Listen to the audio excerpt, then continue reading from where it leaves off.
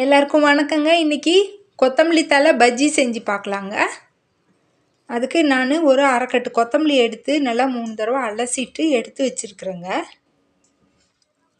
இந்த மாதிரி ஒரு கொத்தாக எடுத்து வச்சுக்கலாங்க பஜ்ஜி போடுறதுக்கு. இப்போது பஜ்ஜிக்கு கடலை மாவு கொஞ்சம் எடுத்து வச்சுருக்குறேங்க. ஒரு கப்பு அளவுக்கு எடுத்து வச்சுருக்குறேங்க. அரிசி மாவு ஒரு 3 ஸ்பூன் அளவுக்கு எடுத்து வச்சுருக்குறேங்க.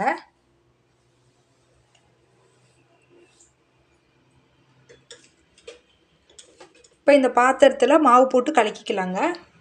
நம்ம சீரகத்தூள் சேர்த்துக்கலாங்க. என்கிட்ட சீரகம்தான் இருக்குது. அதனால் ஒரு 1/4 ஸ்பூன் அளவுக்கு கொஞ்சமாக சீரகம் சேர்த்துக்கிறேங்க.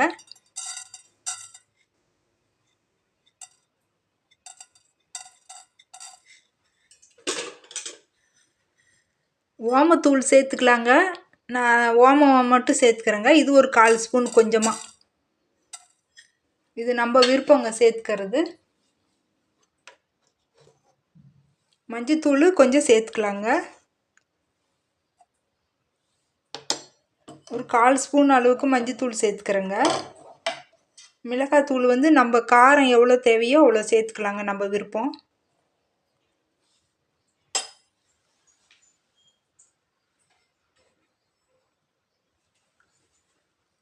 உப்புத்தூள் கொஞ்சம் சேர்த்துக்கலாங்க.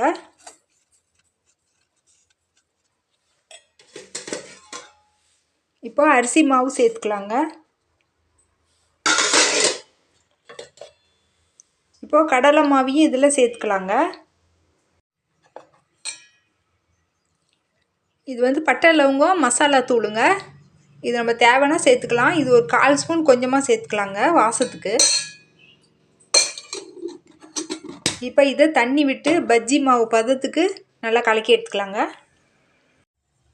இப்போ அடுப்பில் ஒரு வானல் வச்சுருக்குறேங்க. எண்ணெய் கொஞ்சம் ஊற்றி வச்சுருக்குறேங்க.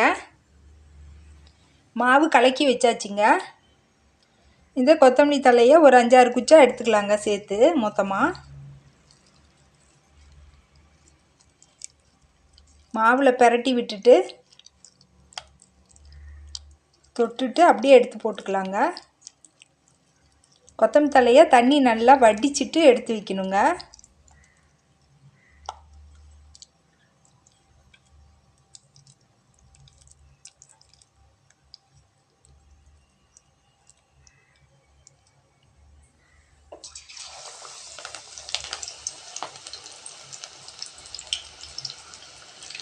அதே போல் மாவு கொஞ்சம் நல்லா கெட்டியாகவே கரைச்சிக்கலாங்க. பஜ்ஜி மாவு பதத்தை விட கொஞ்சம் கெட்டியாக கரைச்சிக்கலாங்க.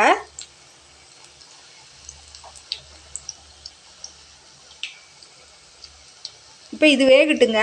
ஒரு 2 நிமிஷத்தில் திருப்பி போட்டுக்கலாம்.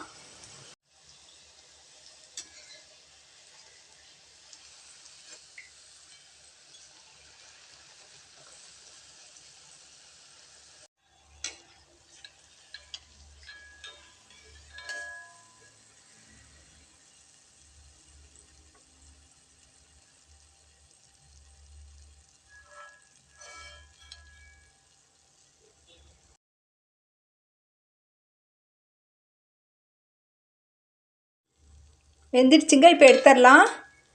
இதே மாதிரியே ஒன்று ஒன்றா போட்டு எடுத்துக்கலாங்க.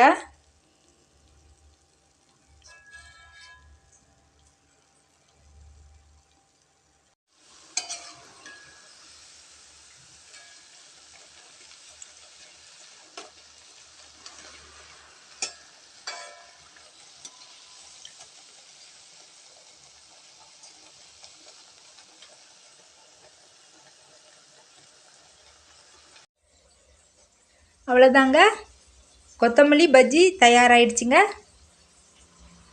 இந்த மாதிரி செஞ்சு பாருங்கள், நல்லா ருசியாக இருக்குங்க.